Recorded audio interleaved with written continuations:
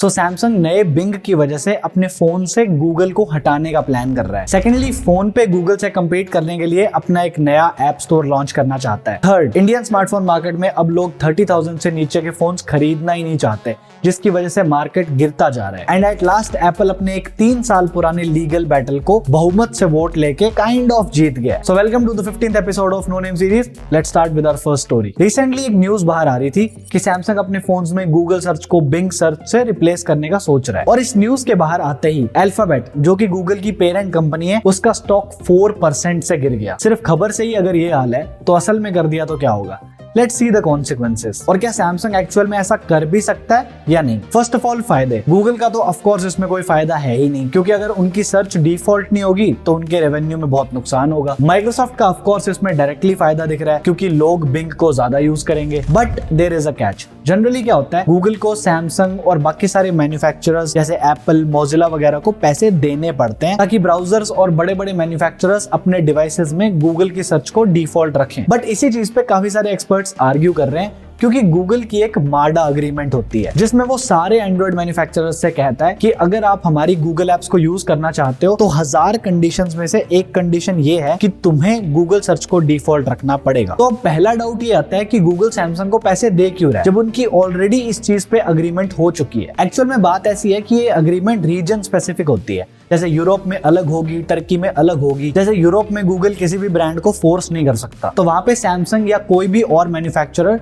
Google की search engine को default रखने के पैसे लेता है। बस पहले गूगल इस चीज के लिए कम पैसे दे रहा था क्योंकि कंपटीशन नहीं था, इसीलिए वो कम देने लगा है, क्योंकि वो कंपनीज को कन्विंस कर सकता है। लेकिन अब क्योंकि बिंग रिसेंटली पॉपुलर होना शुरू हुआ है तो कंपनीज के पास एक चॉइस आ गई है कि वो गूगल को कह सकते हैं कि देखो, अगर तुम हमें ज्यादा पैसे नहीं दोगे तो हम बिंग को डिफॉल्ट कर देंगे, क्योंकि अब वो अच्छा हो रहा है। और यही खबर रिसेंटली निकली और निकलते ही गूगल पैनिक मोड में चला गया और इनके स्टॉक्स 4% से गिर गए, जिसका मतलब अल्फाबेट ने $50 बिलियन लूज कर दिए। अब सिनेरियो कुछ ऐसा है कि गूगल इस एआई वाली रैट रेस में थोड़ा सा पीछे तो है, लेकिन ऐसा बिल्कुल भी नहीं है कि वो इन्हें कैच नहीं कर सकता, because of course we are talking about Google, they are master in AI. जैसे कि बार्ड, जो गूगल का चैट जीपीटी कंपेटिटर है, वो बिंग से काफी फास्ट काम करता है। जैसे कि जब मैंने इन दोनों से पूछा कि गूगल अग्रीमेंट के बाद भी सैमसंग को पैसे क्यों देता है, तो बिंग ने जवाब पहले नहीं दिया। ये जो आपको दिख रहा है, ये सेकंड सर्च रिजल्ट में आया। पहले ये बहुत कंफ्यूज था, इसे समझ ही नहीं आया कि सवाल का जवाब होगा क्या, तो इसने कोई रिस्पॉन्स दिया ही नहीं। On the other hand, Bard ने काफी जल्दी और काफी सटीक आंसर दिया। सो ये दोनों टेक्नोलॉजीज पैरेलली एग्जिस्ट करेंगी अनलेस अंटिल गूगल कुछ बहुत ही तगड़ा एआई रेवोल्यूशन ना कर दे। And if you are wondering how I am using Bard, VPN of course. अगली स्टोरी हमारी फोन पे के ऐप स्टोर की है, लेकिन उस पे बात करने से पहले मैं आपके साथ एक रिपोर्ट शेयर करना चाहता हूँ। रिसेंटली काउंटर पॉइंट ने एक डेटा पब्लिश किया है और वो डेटा ये दिखाता है कि ग्लोबली रिफर्बिश्ड फोन्स का मार्केट बहुत तेजी से ग्रो कर रहा है। और सिर्फ इंडिया में ही ये मार्केट लास्ट ईयर के कंपैरिजन में 19% से ग्रो हुआ है। और इंडिया में रिफर्बिश्ड फोन्स के मार्केट को लीड करता है कैशिफाई। और कल 3 मई से 6 मई तक कैशिफाई पे स्मार्ट वैल्यू डे सेल चलेगी, जिसमें आप रिफर्बिश्ड फोन्स पे मिनिमम 20% डिस्काउंट ले सकते हैं। जैसे कुछ फेमस रिफर्बिश्ड फोन्स का प्राइस सेल पे क्या होगा वो भी आप देख सकते हो। एंड इसके साथ साथ अगर आप 15,000 से ऊपर का कोई भी डिवाइस लेते हो और उसमें अगर आप टेक 500 कूपन कोड यूज करोगे तो आपको 500 का एडिशनल डिस्काउंट मिलेगा। और ये कूपन कोड सिर्फ कैशिफाई की वेबसाइट और ऐप पे ही एप्लीकेबल है। So click the first link in the description to know more. और अब हम हमारी फोन पे की स्टोरी पे वापस आते हैं। So PhonePe wants to open an app store ताकि वो गूगल की डोमिनेंस को चैलेंज कर सकें, क्योंकि अभी के लिए गूगल इंडिया में 97% ऐप स्टोर मार्केट को ओन करता है। So definitely Google needs some competition. और क्योंकि फोन पे के पास करोड़ों में रजिस्टर्ड यूजर्स हैं, तो उनके पास यूजर बेस तो ऑलरेडी है। और उनका कहना है कि वो इस ऐप स्टोर को थोड़ा लोकलाइज्ड बनाएंगे, सिर्फ लैंग्वेज पर्सपेक्टिव से ही नहीं बट कंज्यूमर इंटरेस्ट के पर्सपेक्टिव से भी। जैसे कि लोकल एड्स और लैंग्वेज वगैरह ऐड करके ये लोग अपनापन देने की कोशिश करेंगे। और फोन पे के लिए अभी टाइमिंग भी ठीक है, क्योंकि रिसेंटली इंडियन गवर्नमेंट ने गूगल से कहा है कि आप अपने प्ले स्टोर पे बाकी ऐप स्टोर्स को भी अलाउ करो, ताकि अगर लोगों को प्ले स्टोर यूज नहीं करना तो वो बाकी अलग ऐप्स को भी यूज करके ऐप्स डाउनलोड कर सके। ऑल्दो इस चीज पे फाइनल डिसीजन शायद से अभी तक आया नहीं है। अब फोन पे ने इस ऐप स्टोर के लिए इंडिया के लीडिंग एंड्रॉइड मैन्युफैक्चरर्स से बात भी की है और सभी इसके लिए काफी पॉजिटिव भी हैं। देखो, टाइमिंग वगैरह तो इनकी ठीक है, लेकिन एक बार देखते हैं कि चैलेंजेस क्या क्या आएंगे। पहला, गूगल से कंपटीशन तो एक क्लियर कट चैलेंज है और ये चैलेंज है भी सबसे बड़ा, क्योंकि यार 97% मार्केट तो बहुत ज्यादा बड़ी है, ऑलमोस्ट सारी ही होगी। और हैरानी इस बात की भी है जब बाकी ऐप स्टोर्स अभी तक गूगल की इस मोनोपोली को नहीं तोड़ पाए, तो फोन पे सिर्फ अपने यूजर बेस के बेसिस पे इस चीज को तोड़ने की कोशिश कर रहे हैं। I mean, कैसे? क्योंकि यूजर बेस तो सैमसंग के पास भी बहुत है, लेकिन लोग उनका गैलेक्सी स्टोर चला के बिल्कुल भी राजी नहीं है। और गैलेक्सी स्टोर तो सैमसंग के फोन में बाय डिफॉल्ट इंस्टॉल्ड आता है, और सैमसंग तो बहुत बार यूजर्स को धक्के से पुश भी करता है कि आप गैलेक्सी स्टोर यूज करो, लोग तब भी नहीं करते। दूसरा चैलेंज होगा डेवलपर सपोर्ट लेके आना, यानी कि डेवलपर्स को कन्विंस करना कि आप वो प्ले स्टोर छोड़ के हमारे ऐप स्टोर के लिए एप्स बनाओ, जिसके लिए या तो इन्हें लोगों को बहुत ज्यादा पैसे देने पड़ेंगे, क्योंकि बिना पैसे के कोई गूगल को छोड़ के इनके पास तो नहीं आ रहा। तीसरा चैलेंज, इन्हें लोगों के अंदर ट्रस्ट भी बनाना पड़ेगा कि ये लोग जो ऐप प्रोवाइड कर रहे हैं वो टॉप क्वालिटी का है, ताकि एक तो यूजर एक्सपीरियंस अच्छा मिले एंड सेकेंडली ऐप सिक्योर भी होनी चाहिए। इन्हीं सारे चैलेंजेस को ध्यान में रख के आई वाज थिंकिंग, क्या ये सच में बहुत अच्छा आइडिया है, क्योंकि नुकसान बहुत सारे हैं। बिल्कुल वैसे ही जैसे इंडियन स्मार्टफोन मार्केट बहुत भारी नुकसान में चल रहा है। थर्ड स्टोरी पे आते हैं। Right now Indian smartphone market is going crazy. भाई साहब, लोगों के पास बहुत पैसे आ रहे हैं। सबसे पहले तो मार्केट इस क्वार्टर में 19% से गिरा है, यानी कि लोग फोन कम खरीद रहे हैं, क्योंकि मेजर कस्टमर्स ने तो ले लिए। अब जो बचे हैं वो फीचर फोन्स में खुश हैं। इसका प्रूफ भी मैं आपको दिखाता हूँ, क्योंकि जो प्रीमियम मार्केट है वो बहुत ज्यादा ग्रो कर रहा है। 30 से लेके 45,000 तक के फोन्स का ग्रोथ रेट पिछले साल के कंपैरिजन में 60% से बढ़ चुका है, और अबव 45,000 66% का ग्रोथ रेट है, 66% का। और 30,000 से नीचे के मार्केट का हाल आप इस फोटो में देख ही सकते हो। और इस सब में सबसे ज्यादा मजे एप्पल के हैं, क्योंकि लास्ट ईयर के कंपैरिजन में इनकी 50% ग्रोथ हुई है, जिसकी वजह से अब एप्पल के पास 6% का मार्केट शेयर आ गया है। और 30,000 से 45,000 के बीच में एप्पल के पास 36% का शेयर है, और अबव 45 तो 62% का मार्केट सिर्फ एप्पल के पास है। एप्पल ने इन सालों में बहुत अच्छी मूव्स खेली है इंडिया में, एंड फोन्स तो ऑफ कोर्स अच्छे हैं ही। इवन OnePlus, जो हम नर्ड्स को फेलियर लगने लगा है, उसकी भी 72% से ग्रोथ हुई है। लेकिन दूसरी तरफ OnePlus की बहन Realme 52% से गिर गई है, एंड Xiaomi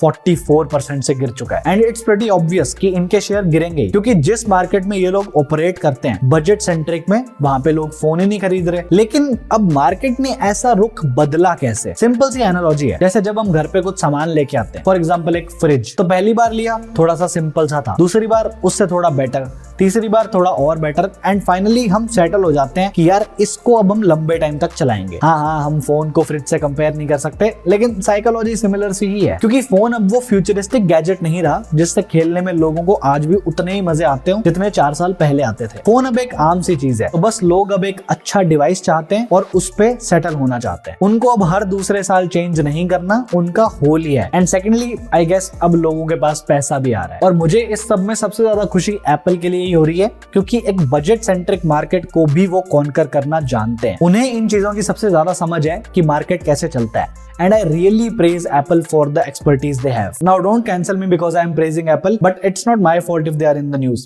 So chill. खैर, आपको Apple और Fortnite के बीच के ड्रामा के बारे में पता होगा। अगर नहीं पता तो मैं आपको थोड़ा सा कॉन्टेक्स्ट दे देता हूँ। जब भी आप आईफोन में किसी भी ऐप के अंदर कोई इन ऐप परचेस करते हो, जैसे कि Spotify का सब्सक्रिप्शन लेना या Fortnite की कोई स्किन लेनी, तो Apple उस डेवलपर से 30% टैक्स लेता है। यानी कि आपने 100 रुपए पे करे तो 30 एप्पल के पास जाएंगे, 70 डेवलपर के पास जाएंगे। इसीलिए आपने देखा होगा कि ट्विटर ब्लू का सब्सक्रिप्शन वेब पे सस्ता है और iOS और एंड्रॉइड में महंगा है। तो एप्पल की ये 30% टैक्स वाली चीज बहुत सारी बड़ी बड़ी कंपनीज जैसे कि स्पॉटिफाई और एपिक गेम्स, जिन्होंने फोर्टनाइट को बनाया है, इनको पसंद नहीं थी। इसलिए एपिक गेम्स ने एप्पल के ऊपर एक केस कर दिया और इन्होंने फोर्टनाइट में से एप्पल का पेमेंट सिस्टम रिमूव करके अपना खुद का पेमेंट सिस्टम डाल दिया, जिससे कि एपिक गेम्स को एप्पल को वो 30% टैक्स नहीं देना पड़ता था। और इसके बाद एप्पल ने फोर्टनाइट को ऐप स्टोर से रिमूव कर दिया। सिंपल सी एनालॉजी है, तुम घर का किराया नहीं दोगे तो तुम्हें अंदर कैसे रहने देंगे। इसके बाद से फोर्टनाइट ऐप स्टोर पे नहीं है और इनके ऊपर तब से अब तक केस चल रहा था। लेकिन 25 अप्रैल को कोर्ट का डिसीजन आया एंड डिसीजन एप्पल के फेवर में लिया गया। 1-2 साल पहले लोकल कोर्ट ने एपिक गेम्स के फेवर में भी डिसीजन लिया था, लेकिन फाइनल डिसीजन एप्पल के फेवर में ही आया है। कोर्ट ने कहा कि एप्पल यहाँ कोई कॉम्पिटिटिव एडवांटेज नहीं रख रहा है और इनकी इस सब में कोई गलती नहीं है। लेकिन एप्पल को इतना जरूर कहा गया कि आप ऐसे धक्का नहीं कर सकते, आपको अलग पेमेंट सिस्टम्स का ऑप्शन भी खोलना पड़ेगा। यानी कि अगर डेवलपर चाहे तो वो ट्रैफिक ऐप से वेबसाइट के ऊपर भेज सकता है और वहां पे ट्रांजैक्शन करवा सकता है, सो दैट कि उसको प्रॉफिट हो सके। अब इसमें सबसे बड़ा फायदा iOS डेवलपर्स को होगा कि वो यूजर को वेबसाइट पे भेज के वहां पे पेमेंट करवा पाएंगे और उन्हें एप्पल को 30% टैक्स नहीं देना पड़ेगा। आपको सही में लगता है कि एप्पल ये सब इतने आराम से हो जाने देगा?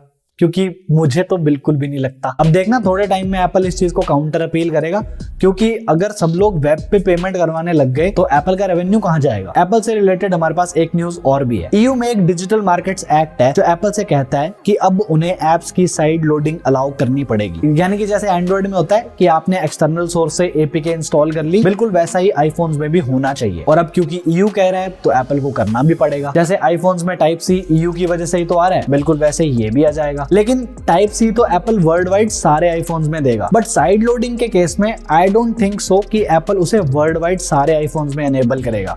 I mean, क्यों ही करेगा। जहां मजबूरी है वहां कर दो, बाकी जगह जाने दो, जो कि बिजनेस वाइज एक अच्छा मूव है, क्योंकि एप्पल को अपने बंद दरवाजे खोलना वैसे भी नहीं पसंद, बिकॉज प्राइवेसी। बस एप्पल इसमें अपना तड़का ऐसे डालेगा कि वो उन डेवलपर्स से पैसे लेगा जिनकी एप्स यूजर साइड लोड करेंगे। यानी कि अगर कस्टमर नहीं मरेगा तो डेवलपर मरेगा।